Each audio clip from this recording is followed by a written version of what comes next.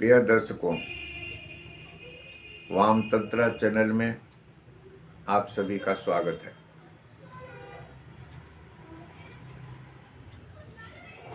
अभी 4 दिसंबर को शनि अमावस्या आने वाली है और उसी दिन सूर्य ग्रहण भी है। कई दर्शकों और जातकों ने आग्रह किया है कि गुरुजी कुछ सटीक उपाय, कुछ अच्छा उपाय, सुलभ उपाय, दुर्लभ उपाय हम लोग को बता दीजिए जो हम लोग करें और उसका लाभ उठा सकें। मैं आज आपको उसी संदर्भ में बड़ा ही सुलभ उपाय और सरल उपाय बताने जा रहा हूँ। ये बड़ा ही एक दुर्लभ योग है, ये संयोग है कि शनि अमावस्या के दिन ही सूर्य ग्रहण पड़ रहा है। तंत्र में इसको बड़ा ही उत्तम दिन, उत्तम समय माना जाता है।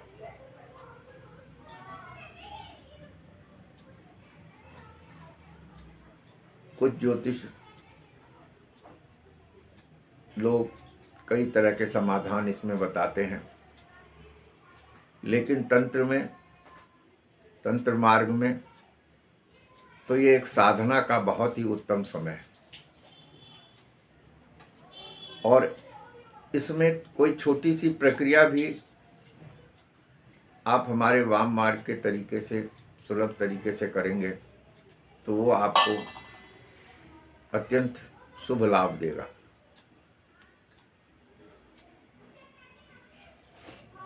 जो भी जातक शनि दोष से परेशान है, राहु दोष से परेशान है, केतु दोष से परेशान है, सूर्य के कुपित से परेशान है, वो सभी इस उपाय को ध्यान से सुने और करें। जिनकी शनि की महादशा चल रही है, शनि की अंतर्दशा चल रही है, शनि की प्रत्यंतर दशा चल रही है, राहु की महादशा चल रही है, राहु की अंतर्दशा प्रत्यंतर दशा चल रही है, इसी तरह केतु और सूर्य का भी अगर महादशा, अंतर्दशा, प्रत्यंतर दशा चल रहा हो तो ये सभी जातक इसका उपाय करें। मैं तो कहूँगा इस दिन का लाभ सभी लोग उठाएं, सभी लोग उठाएं, सब उपाय ये करें। ये बड़ा ही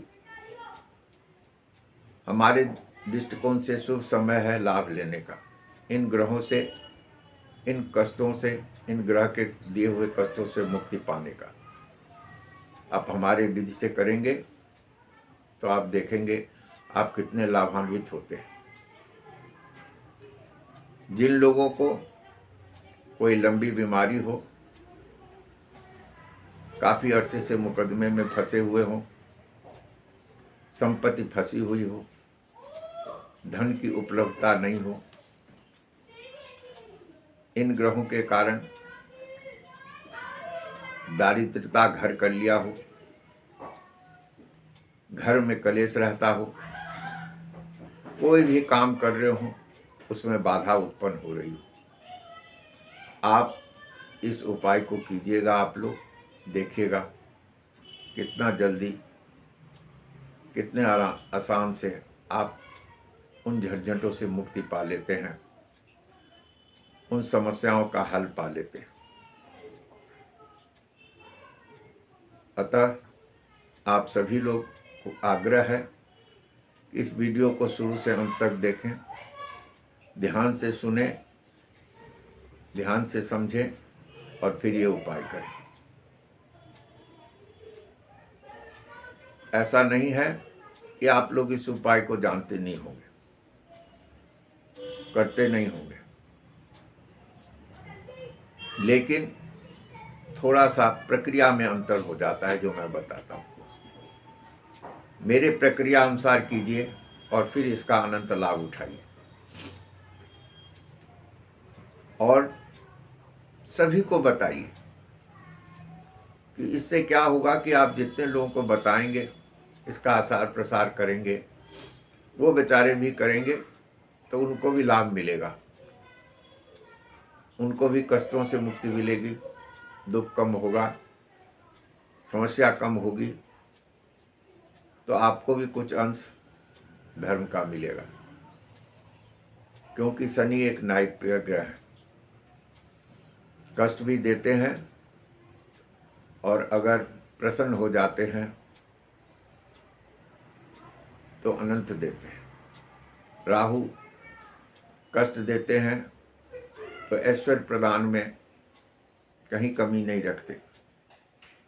केतु कष्ट देते हैं तो दुश्मनों का और हर काल कष्ट का हरण भी करते हैं। सूर्य कष्ट देते हैं तो मान सम्मान में प्रसन्न होने पर आपकी वृद्धि करते हैं, आपकी नौकरी के हर बाधा उठाते हैं। तो ऐसा कोई जातक नहीं होगा, दर्शक नहीं होगा, बहुत कम लोग होंगे जो इन कष्टों में जूझ न रहे हो। उन सभी के लिए उपाय है। जो शनि राहु केतु सूर्य की महादशा अंतर्दशा, शनि की साढ़े सती, शनि की ढैया से ग्रसित हैं, वो तो इस उपाय को करें ही। बाकी सभी लोग भी जो इन तरह के कष्ट में हैं, लंबे मुकदमे, बीमारी, गृह कलेश या अन्य बाधाओं में पड़े हुए हैं, दारिद्र्य योग में पड़े हुए हैं, वो जरूर करें। और शनि वाले, साढ़े सती और ढैया वाले तो जरूर करें। आप देखिएगा कि किस तरह आप लाभान्वित होते हैं। छोटा सा उपाय है, आपने सुना होगा, छायादान, शनि छायादान। बहुत लोग करते भी हैं, किए भी होंगे, कई चैनलों पर सुना भी होगा, पहले भी किया होगा। अब मैं जो प्रक्रिया बता रहा हूं उसमें थोड़ा सा अंतर है। नॉर्मल शनि की छायादान में लोग कटोरे थाली में सरसों तेल रख के सुबह उसमें, रात में और सुबह उसमें अपनी छाया दे के दान कर देते हैं। ये एक सुलभ प्रक्रिया है, लेकिन थोड़ा सा उसको ध्यान से करिएगा, मेरे प्रक्रिया से कीजिएगा, बाम मार के प्रक्रिया से कीजिएगा, तो आप देखिएगा कि कितना फल, आनंददायक फल मिलता है।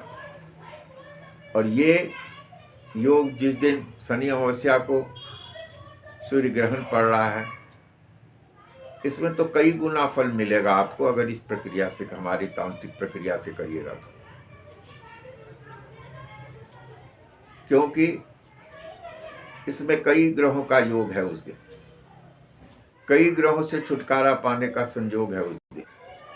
मैंने जैसे पहले कहा, हमारे तंत्र में इसको बहुत ही उत्तम समय, सिद्ध समय, हर मंत्र जाप के लिए सिद्ध समय माना जाता है, हर प्रयोग के लिए सिद्ध समय माना जाता है।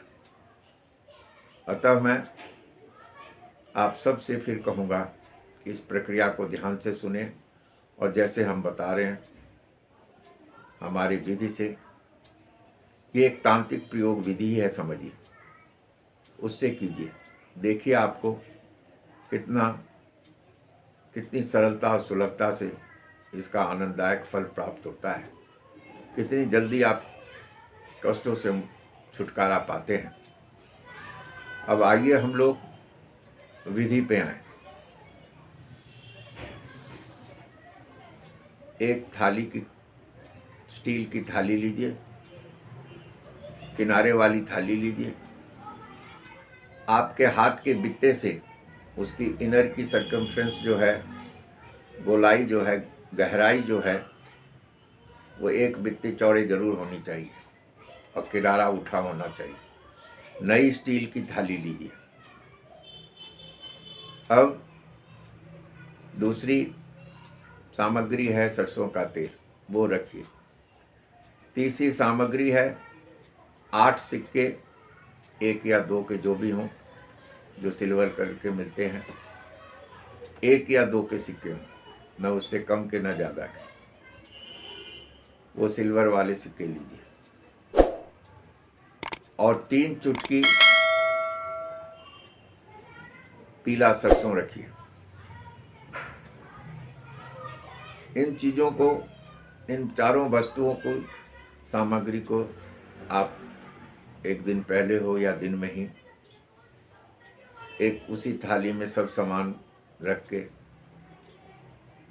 अपने मंदिर पे रख दीजिए सामने।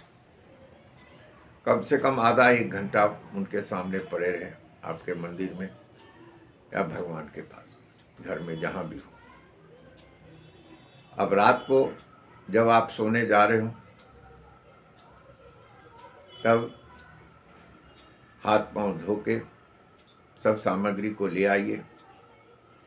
स्टील की थाली में सरसों का तेल डाल दीजिए, जो बाहर ना छिलके थाली में पूर्ण रूप से चारों तरफ फैल जाए। उसमें 8 सिक्के डाल दीजिए। जो पीली सरसों 3 चुटकी आपने रखी है, उसकी पुड़िया बना के अपने तकिए में रख लीजिए, अपने पिलो में रख लीजिए। और बाकी तीनों सामग्री, स्टील की थाली, उसमें भरा हुआ तेल, उसमें 8 सिक्के, ये तीनों अपने सिरहाने के साइड में पलंग के नीचे रख दीजिए। शुक्रवार की रात को जिनके पलंग के नीचे जगह न हो, वो अपने सिरहाने के साइड में किसी स्टूल पर या नीचे रख सकते हैं, लेकिन वो आपके सर से नीचे ही हो, ज़मीन की सतह से ही हो। ये नहीं कि आप ऐसे स्टूल या बॉक्स रख दें या कुर्सी रख दें जो आपके पलंग के ऊपर हो, सर से ऊपर। नहीं, वो आपके फ्लोर से टचिंग होनी चाहिए, नज़दीक में होनी चाहिए। अगर पलंग के नीचे जगह हो तो अति उत्तम, उसके नीचे रख दीजिए। अब आराम से आप सो जाइए। सुबह इस प्रयोग का सबसे उत्तम समय है 5 से 7 बजे। देखिए, जो लोग लेट उठते हैं उनको कोई फ़ायदा नहीं होगा। मैं नहीं जानता आप कैसे छायादान पहले करते हो, लेकिन 7 बजे के बाद छायादान करने से कभी कोई फ़ायदा नहीं मिलेगा, चाहे आप किसी रूप में कीजिए। इसीलिए सुबह उठने का, सूर्य लालिमा दे और अरुणोदय काल सबसे बेस्ट काल है। नहीं तो कम से कम 5 से 7 के बीच में नियम रखिए। अलार्म लगा लीजिए, टाइम से उठने की कोशिश कीजिए। स्वतः नींद टूट जाती है तो अति उत्तम है। आप सुबह जब उठ जाएं, जिस समय मैंने कहा है 5 से 7 के बीच में, पहले दाहिना पांव नीचे रखिए धरती पर, फ्लोर पर। दाहिने हाथ से धरती माँ को छू के प्रणाम कीजिए। अब आराम से उस प्लेट को नीचे सामने ले आइए, उसमें अपना चेहरा देखिए। दोनों हाथ से जोड़कर शनि महाराज का ध्यान कीजिए, उनकी कृपा और आशीर्वाद लेने की कोशिश कीजिए। उनको कहिए कि वो आपके कष्टों को हर लें, आपको शुभ फल दें, सब कठिनाइयों से मुक्त कर दें। राहु केतु का ध्यान कीजिए, उनको प्रणाम कीजिए और उनको आशीर्वाद देने के लिए कहें कि वो आपके कष्टों को हर लें, माफ़ी मांग लें उनसे। अब जब आपने ये प्रक्रिया कर ली, तब जो आपके सिरहाने में आपने पीली सरसों रखी है 3 चुटकी, उसको अपने हाथ में लेके 3 बार एंटी क्लॉकवाइज घुमा के उस तेल में छोड़ दीजिए, उसका थाली में रख दीजिए पीली सरसों। अब देखिए अंतर है। आपने पहले छाया देख के शनि महाराज को, शनि भगवान को प्रणाम किया, राहु केतु को प्रणाम किया, आशीर्वाद लिया। जब आप पीली सरसों से 3 बार एंटी क्लॉकवाइज से घुमा के उसमें छोड़ते हैं, तो सूर्य भगवान का ध्यान कीजिए, उनको प्रणाम कीजिए, उनका आशीर्वाद लीजिए। मन ही मन अगर हो सके तो सूर्य का कोई भी मंत्र जो आप जानते हो जप सकते हैं, और अगर नहीं जानते हो ओम सूर्याय नमः, ओम सूर्याय नमः साधारण मंत्र कम से कम 11 बार जप लीजिए और उनका ध्यान करके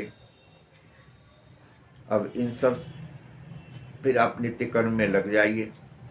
इन सब सामग्री को रख दीजिए, नहा धो करके फ्रेश होकर पूजा पाठ करके इन सब सामग्री को किसी गरीब व्यक्ति को दान दे दें, शनि मंदिर में दान दे दें, या शनि मांगने वाले आते हैं उनको देने, नहीं तो जल में विसर्जन कर दें। बहुत लोग पीपल के वृक्ष के नीचे रखाते हैं। कृपया आग्रह करूंगा कि ये कर्म कभी न करें, आप बहुत दोष में फंस जाएंगे। अगर आपको कोई मांगने वाला, कोई गरीब आदमी लेने वाला या शनि मंदिर में न दे सकें तो किसी जल में इन सब सामग्री को थाली के साथ सब चीज विसर्जन कर दें। आप थोड़े दिन में ही देखेंगे, आपको आभास होगा आप कितने कष्टों से मुक्ति पा चुके हैं। आपका आत्मविश्वास कितना बढ़ चुका है, आत्मबल कितना बढ़ चुका है। अब अंत में फिर एक बार कहूँगा, ये वीडियो आप अगर पसंद करते हैं लाइक कीजिए, इस चैनल को सब्सक्राइब कीजिए और अपने मित्रों सहपाठियों के पास सबको इस विधि का प्रसार प्रचार कीजिए कि लोगों को कष्टों से छुटकारा मिले और उसका कुछ फल, कुछ धर्म आपको भी मिले। पुनः अंत में एक बार कहूँगा कि अपने घर के, समाज के बुजुर्गों का ध्यान करें, सम्मान करें और उनका आशीर्वाद लेकर अनंत फल प्राप्त करें। जय बामदेव।